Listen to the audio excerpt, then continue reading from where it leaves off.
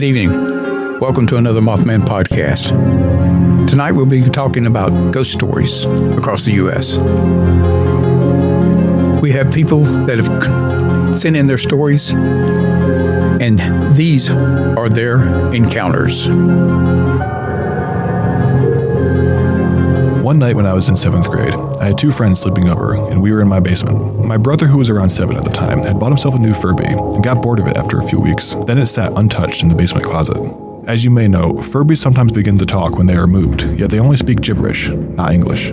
This night, it was around 4 a.m., and we had all the lights out, and it was silent. We were laying down to go to bed, and out of nowhere, we hear this Furby's voice say, "Come play with me," and then it laughed. At the time, I didn't know it didn't speak English, so we wrote it off and went to bed. To my horror, in the morning when I checked on it, not only does it not speak English, it also had no batteries.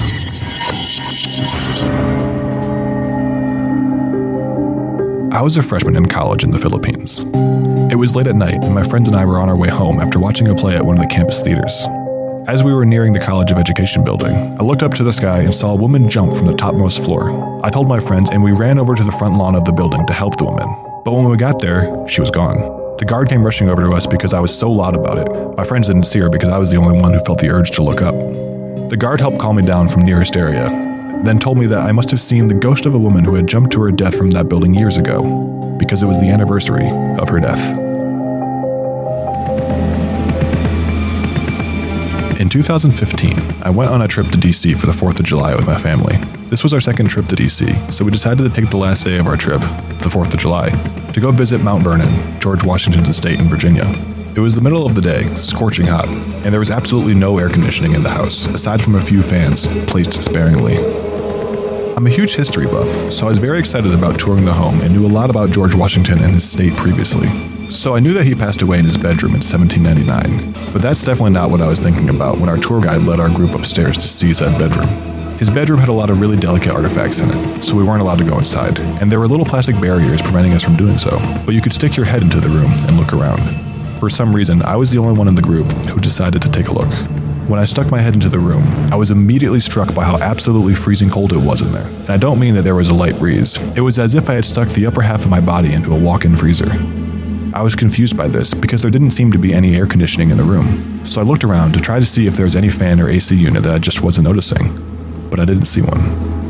I decided to take my head out of the room and ask our tour guide why it was so cold in there. But then I realized that I couldn't move. I was paralyzed from the waist up. Every part of my body that was in the room was completely stuck in place. I struggled to pull myself out, but couldn't. I started to panic and tried to open my mouth to call for help. But when I opened my mouth, no sound came out. All of a sudden, from the other side of the room, where there was a little piece of furniture, a mirror, and a water basin, probably where Washington washed his face and shaved in the morning, I felt what I can describe as nothing other than a pair of eyes staring at me, almost like the sensation of someone staring at you while you sleep. I didn't see a figure or anything, but I felt this huge and intimidating presence walk towards me and stare me down. It was horrifying, and I physically could not tell you how much time passed in that moment, because it really felt like it could have been an hour, but I guess it was only a few seconds. After a while, I finally broke free from my paralysis and almost fell backwards onto my butt.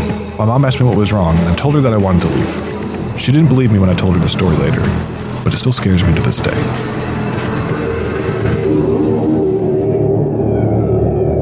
When I was around 8 or 9 years old, my mom told me to go to bed early on a summer night, so I threw a fit and began screaming at my mom, "I hate you!" My mom always told me never to go to bed angry, because the devil can possess you and steal you. After slamming my bedroom door shut, I turned off the lights and laid down. It was near midnight, and I was still angry. Suddenly, I heard tapping by my door. I had chills run up my arms. Then I heard a voice call to me. It sounded like my brother's voice, but he was calling me a nickname my mom used for me. I figured it was my brother, so I started yelling at him to go away. The voice taunted me with the nickname until my mom ran into the room and turned on the lights. "What are you yelling at?" I sat up and noticed she was the only person in my room. I told her my brother came into my room and started calling my name. She looked pale. "Your brother is sound asleep in my room." It was exactly 12 a.m. on the clock when my mom walked into my room, and it was freezing even though my window was closed and the AC was turned off. There was something in my room that night. And to this day, nobody in my family understands what happened.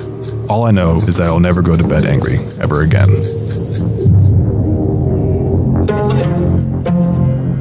Last year, I went to the coast of Rhode Island for my cousin's wedding. We were just a few miles from the Lizzie Borden house. We get to the wedding venue, and it's this old, big, creepy-looking mansion. Immediately, my spooky senses were tingling. I made a few offhanded comments about how it seemed like this would be a place that was haunted, but within a few minutes, I was distracted by the festivities and all thoughts of ghosts escaped my mind. The wedding was out behind the mansion, where we could see the water, so everyone had moved from inside to the back lawn. All afternoon, my cousin and my aunts had me grab things for them. Eventually, one of them asked me to get a hair clip she had left in the dressing room area. The dressing room area was in the upstairs part of the mansion. Only people in the wedding party were allowed access up there. As I ascended the red velvet spiral staircase, the spooky feeling started coming back to me. Suddenly, I felt like every portrait on the walls were watching my every move. As I went into the dressing room, I decided I would just grab the hair clip and run. I walked to the large table and found the clip. As I was getting ready to run out of the room, I saw my reflection in the mirror on the other side of the room. My hair had gotten all messed up from running around, so I stopped to fix it. As I was standing facing the mirror with my back to the open door of the room, I saw what looked like the form of a person standing in the door just over my shoulder. Frozen, I stared at the white figure of a person in the mirror for a few seconds. Quickly regaining my composure, I turned around and looked at the door. No one was there. I swear that I had just seen an old white gentleman. I couldn't make out the clothes he was wearing, but I definitely knew that no one in the wedding party looked like him, since we are an Asian family. So if it was a random guest, they wouldn't have been allowed to go upstairs where I was. While I was standing, looking around in confusion and mild fear, the door to the bathroom began shaking and banging, like someone was locked in there and they were trying to get out. Thinking it was just a bridesmaid that was stuck in the bathroom. Most doors were creaky and jammed frequently. I went and easily opened the door. No one was inside the small bathroom. Scared out of my wits, I made a run for it. In my fancy dress and 6-inch heels, I ran back down the red velvet spiral stairs and didn't look back until I was outside.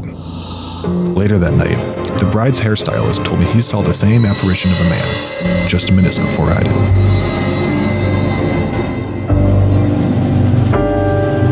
Several years ago, I was deeply involved in amateur ghost hunting. A friend at the time told me her home was in fact haunted, and I jumped at the chance to tackle the challenge. We first conducted an EVP session in the master bedroom where my friend's grandparents died. After asking questions like, "Do you want us to leave?" and "What are you going to do if we don't leave?" Several people in the group immediately began complaining of headaches and stomach pain. I was met with responses like yes and harm. We began hearing noises from the kitchen where we moved to conduct another session, and the room became drastically hot for a January in New York City. And I raised my hands in prayer and began to close my eyes. As I prayed, a member of the group told me my hands were being pulled apart by nothing. As I opened my eyes, I became disoriented and my vision blurred, and I heard several people in the group saying something was coming up the stairs from the basement. I got up and noticed a horned shadow creeping up the steps. I yelled at it, "Do your worst, I'm not afraid." I woke up on the floor a full 5 minutes later. I managed to get out of the house, just to be told I smelled like ashes and fire. I got home to notice what appeared to be a handprint on my ankle, and it was hot to the touch and extremely painful. I had gone to church and explained what happened, and the priest offered to anoint the mark with holy water, and when it came into contact with my skin, it felt like I was being set on fire.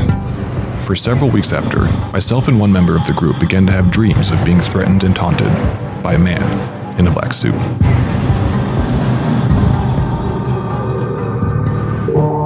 My grandfather built a house for him and his first wife. Sadly, she died falling down the basement stairs. Later, he met my grandmother and they had my mother. Years later, my grandfather passed away, leaving my grandmother alone in the house. A friend of hers had stopped by to see if she would sell the house. She gave them a tour, and afterwards, her friend handed her his card.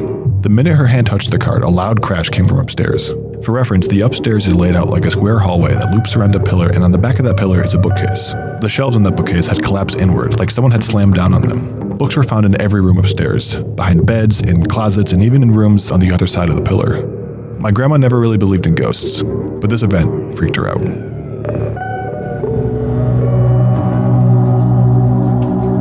So this has happened to me more than once in the house where my family used to live. From what I was told, there was a ghost in the house that resembled me, so much to the point where my own mother thought it was me. The first incident was back in 2011-2012. I was in my bedroom and I heard my name being called, so when I responded from upstairs, I heard my mom say, "Never mind," very nervously. Naturally, I go down the stairs and I asked my mom why she was calling me. She then said, "I just saw you standing in the kitchen." I looked at her and said, "I've been upstairs the whole night." And she replied with, "I saw you go into the kitchen and open the cupboard." The next incident was with a family friend named Jamie. The layout of our house was kind of odd. There was a hallway that connected to the kitchen, but it had 2 openings, so it created this weird open wall situation.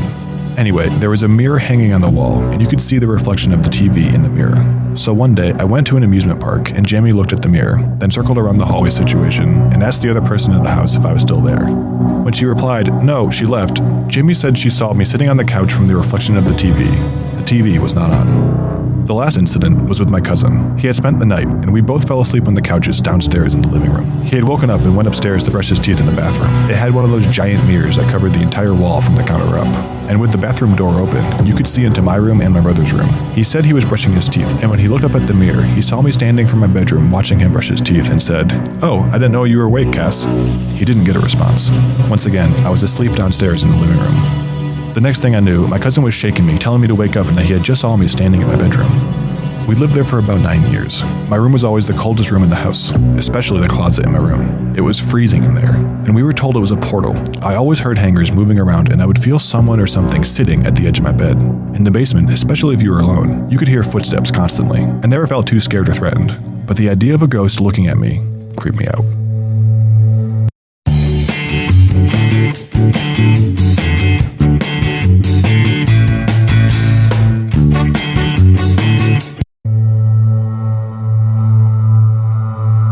I live in a house that was built in the early 1900s. When it was built, it was intended to be used by a doctor performing checkups and work in his own home. One room at the front of the house freaks out nearly every visitor who comes by, and my friends growing up always described a strange feeling when walking past the room. Some even run past to avoid it. The house consists of a long hallway where you have to walk past every room before reaching an open space, something that I've been told has been quite claustrophobic and has scared some of my friends who used to visit often. Back in 2015, my then-girlfriend explained that she was seeing snakes in one corner of the room and a snarling dog in the other. This was all during the middle of the night. I had experienced what I thought were hallucinations of a lost child and a strange man that I assumed was one of my mother's friends. When I asked who it was, she said there had been no one matching the description who had entered the house. During the night, when leaving my room for a drink or to go to the toilet, I never felt alone. I felt like something was there, but not acting out. Now, as an adult, I walk into that front room and still feel cold and a sensation that I can only describe as emptiness. To this day, I wonder what kind of patients the original owner had, and if any of them died on the property.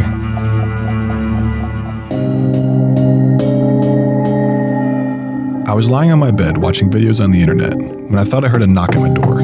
I took out my headphones and listened for another knock. I didn't hear anything, so I put my headphones back in and continued watching the video. Shortly after, my video started buffering at exactly 6 minutes and 66 seconds, and I felt someone tug at my foot, which was hanging off my bed. I quickly got up and looked under my bed and around my room to see if my sister was playing a trick on me. I was alone. I ran out of my room and saw a tall, dark figure standing at the end of the hallway. I closed my eyes, and when I opened them again, it was gone.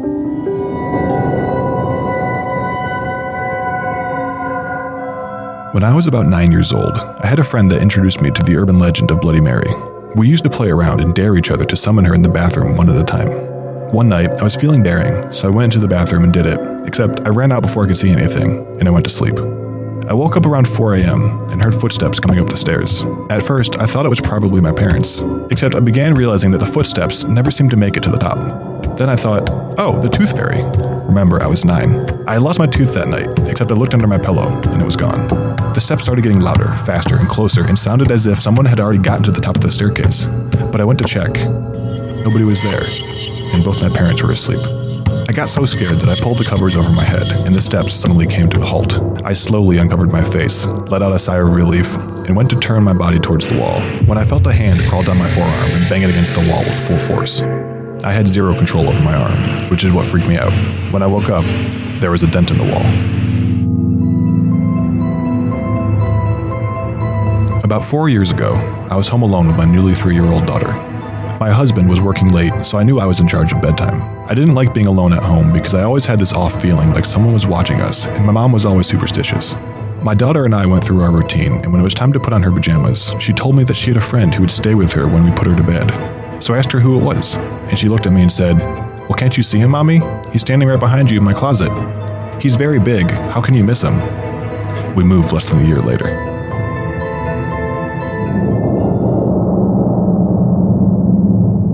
We had just moved to the suburbs from the south side of Chicago, so naturally my family and I were slightly uneasy in a totally new environment. My younger brother, however, was a nervous wreck. He refused to go into the basement or even the stairs leading down to them. No big deal, he was around 5 or 6 at the time, so we chalked it up to the typical kids scared of basement rhetoric. But things did get weird pretty quick. Apparently, I started sleepwalking, something I never did before we moved, and I would stand outside my parents' door in the middle of the night. I would do this a few times a week, even standing right next to my parents' bed, and just stare. My mom would always tell me to go back to bed, and according to her, I even tried to leave the house. I was around 10 or 11. One night, we were eating dinner, and my little brother just loses it, sobbing hysterically and pointing at the door that, you guessed it, opens up to the staircase that leads to the basement. My parents are super concerned, asking him what's wrong, but all he can manage to string together is, "It's staring at me. It's staring at me." A little time passes, and nothing really happens. Things seem to have really calmed down. It was the middle of winter, which is when my birthday is. I was hanging out in my room, and I heard someone singing happy birthday. Weird, because it wasn't my birthday just yet. So I went into the kitchen, expecting to see my parents with a cake. No one was there. I thought that maybe I was just hearing things. I went back into my room, and I heard it again.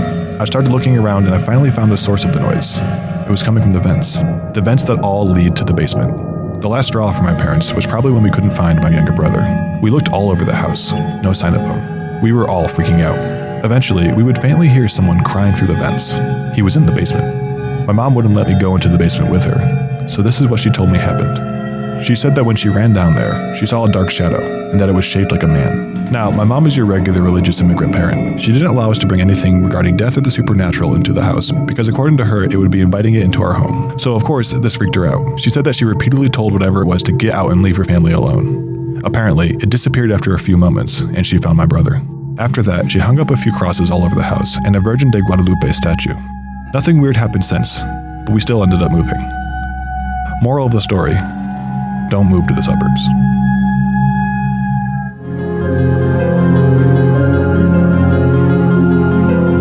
Thank you for listening to Mothman Podcast. I hope you enjoyed these stories. Please stay tuned for more.